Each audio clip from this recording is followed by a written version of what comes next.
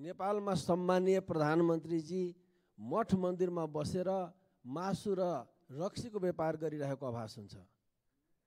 सामाजिक कार्यको लागि निर्मित तुलसीलाल स्मृति प्रतिष्ठानमा उहाँको पार्टीको केन्द्रीय कार्यालय छ। म सोध्न चाहन्छु, तुलसीलाल स्मृति प्रतिष्ठान सामाजिक संस्था हो कि व्यापारिक संस्था हो? यदि सामाजिक संस्था हो भने जुसको लाइसेन्स लिएर मदिराको व्यापार गर्न मिल्छ कि मिल्दैन? आज प्रतिष्ठानहरू नेताको लुट्ने भाँडो भएको छ। सरकारी बजेट खन्याउने अनि ती संस्थाका आम्दानीहरू निजी स्वार्थमा प्रयोग गर्ने। आज सङ्घ संस्थाहरू लुटको अखाडा बनेका छन्। नेपाली जनताको लाखौँ खुन पसिनाका लाखौँ रकमहरू, करोडौँ रकमहरू दुरुपयोग भइराख्दा यसलाई नियमन गर्नुपर्ने होइन र? नियमन गर्नुपर्ने जिम्मेवारीमा रहेका हाम्रा सम्मानीय प्रधानमन्त्री आफै त्यसमा मत्यार बनिदिएपछि अब न्याय कहाँ माग्ने भन्ने प्रश्न आउँछ। आज प्रतिष्ठानहरू, सङ्घ संस्थाहरू पथभ्रष्ट भएर गलत बाटो हिँडिराख्छ, त्यसलाई नियमन गर्नुपर्ने हो, सही बाटो डोर्याउनु पर्ने हो। आज हामी हिँडिरहेका छौँ, कानुनी शासनको कुरा गर्छौँ।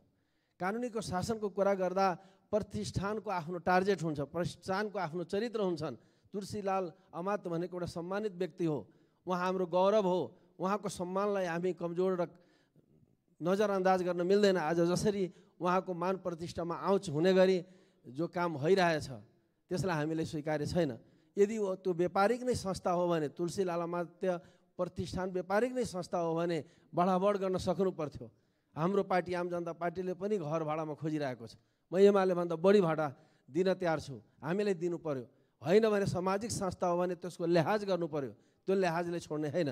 मलाई थाहा छ, आजभन्दा 10 वर्ष अगाडि भूकम्पले एमाले कार्यालय ध्वस्त गर्यो, बिगाड्यो। तर 10 वर्ष भइसक्यो सम्मानीय सभामुखज्यू, एमाले पार्टी भनेको देशको सबभन्दा धनी पार्टी हो।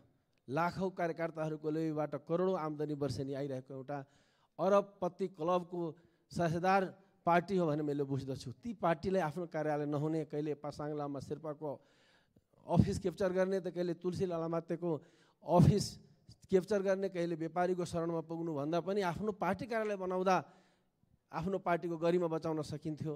लाखौँ कार्यकर्ताहरूको भविष्यलाई कम्तीमा विचार गर्न म आग्रह गर्न चाहन्छु। सभामुख मार्फतमा सम्मानीय प्रधानमन्त्रीलाई भन्न चाहन्छु, सबैलाई लागू गर्नुहोस्, कानुन सबैलाई लाग्छ। यो सामाजिक संस्थाहरूमा भइरहेको लुट र भ्रष्टाचार पनि नियन्त्रण गर्नुपर्ने होला। अख्तियार दुरुपयोग पनि छ। सरकारी बजेट त्यहाँ अनुदानको रूपमा लाने र मनमानी र निजी स्वार्थपूर्ति गर्ने काम कसैलाई छुट छैन। यसमा सबैको ध्यान आकर्षण होस्। र म फेरि भने एमालेको पार्टी कार्यालय तुरुन्त त्यहाँबाट हटाउनु पर्यो र एमालेको आफ्नै ठाउँ मदननगरमा त त्यत्रो जग्गा छ, त्यही बनाए हुन्छ। एमालेको गौरवलाई अगाडि उठाउनुहोस्। अब अहिले प्रधानमन्त्री तपाईँको एज पनि कटिन थाल्यो, युवाहरूको भविष्यलाई देखेर अगाडि बढ्न मलाई लाग्छ मदन भण्डारी र पुष्पलालजी भएको भए यसरी गर्नुहुन्थेन, त्यो इमेजलाई माथि नै उठाउनुहुन्थ्यो भन्ने मलाई लाग्छ। त्यसर्थ पनि यो तुलसीलाल अमात्य भनेको सबैको साझा व्यक्तित्व हो, कुनै एउटा समूहको उहाँ व्यक्तित्व होइन, रौतहटले चिनेको व्यक्तित्व हो। हामीलाई पनि त्यत्तिकै हक लाग्छ। त्यो संस्था भनेको सामाजिक कार्यको लागि बनेको संस्था हो, राष्ट्रिय व्यक्तित्व हो।